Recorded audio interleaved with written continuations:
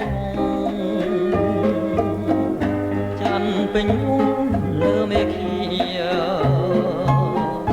តារារាំងពីពុសធារីអាកាំងក៏រងាញោមញ័រកាយានីសមុនទាំងរលងបខលើជលសានាំឲ្យចិនរិនទុក្ខាស្រមៃនឹកដល់ភក្ត្រានឹងវាចាធំសាសងអង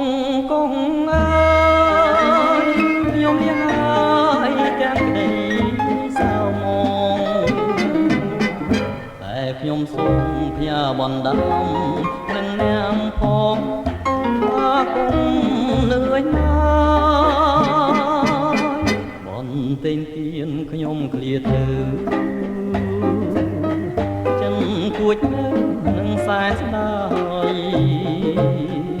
មិនចង់ឃ្លៀងឃ្លាតពីកាយមិនចង់ឆ្ងាយឆ្ងាយពីថ្លៃនឹកអាឡ័យតែហងគង់